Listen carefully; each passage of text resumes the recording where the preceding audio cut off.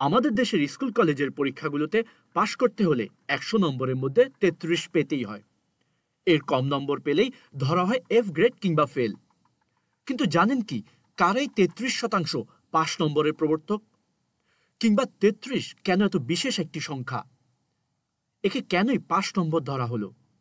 ৩২, ৩৪ কিংবা ৩৫ এগুলোকে কেন পাশ নম্বর বলা হয় না? এমনকি ৫০ হলেও তো কোনো মানা ছিল না।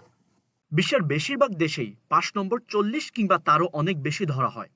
তবে বাংলাদেশ সহ ভারত, পাকিস্তানে এখনো পরীক্ষায় পাশ নম্বর হিসেবে ৩৩ ধরার নিয়ম রয়েছে।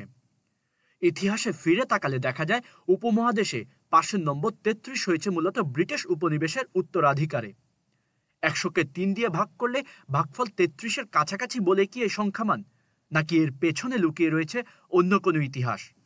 প্রত্যেক বিষয়ের পেছনে একটি ইতিহাস থাকে, একটি গল্প থাকে। ঠিক তেমনি এই পাশ নম্বরের পেছনেও একটি ইতিহাস আছে। আমরা এই নিয়ম উত্তরাধিকার সূত্রে পেয়েছি।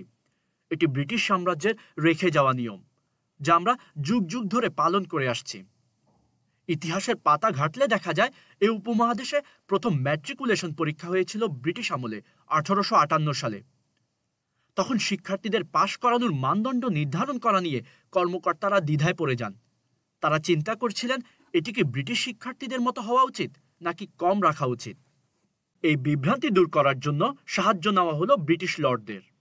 তখনকার দিনে ব্রিটেনে স্থানীয় শিক্ষার্থীদের পাশের জন্য ৬৫% নম্বর পেতে হতো। সেই সময় বুদ্ধি এবং দক্ষতায় ভারতীয় উপমহাদেশের মানুষকে ইংরেজরা তাদের তুলনায় অর্ধেক বলে মনে করতেন। সেই হিসেব অনুযায়ী তারা ৬৫-এর অর্ধেক অর্থাৎ ৩২.৫ সংখ্যাকে পাশ নম্বর নির্ধারণ করলেন।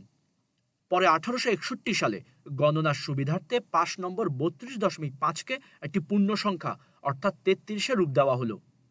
তারপর থেকে গত ২০০ বছরে কেউই এই মানদণ্ড নিয়ে কোনো ধরনের আপত্তি করেনি।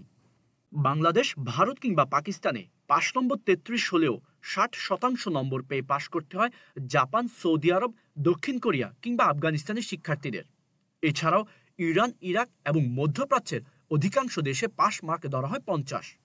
বর্তমানে লিখিত পরীক্ষার বাইরে প্রেজেন্টেশন, ফিল্ড ওয়ার্ক, অ্যাসাইনমেন্ট এবং মৌখিক সাক্ষাৎকারের উপরও পাশ ফেল নির্ধারণ করে অনেক দেশ। তবে অন্যান্য দেশের শিক্ষা ব্যবস্থার তুলনায় বর্তমানে চীনা শিক্ষা ব্যবস্থা বেশ ভিন্ন। এদেশে পাশ করতে হলে সাধারণত শিক্ষার্থীদের ন্যূনতম ৬০% নম্বর পেতে হয়। তবে কোনো শিক্ষার্থী যদি পরীক্ষায় এত নম্বর না পায়, তবে সেসব শিক্ষার্থীর জন্য চীনের অর্ধেক শিক্ষা প্রতিষ্ঠানকে মার্ক ব্যাংকের সাহায্য নিতে হয়। যদি কেউ পাশের চেয়ে কম নম্বর পায়, তবে সে শিক্ষার্থী সেখান থেকে নম্বর ধার করতে পারেন। আর এই ধার পরিশোধ করার সুযোগ থাকে পরের পরীক্ষায়। পরবর্তী পরীক্ষায় সে শিক্ষার্থী যদি বেশি নম্বর পায়, তাহলে ধার দেয়া নম্বর কেটে রাখা হয়।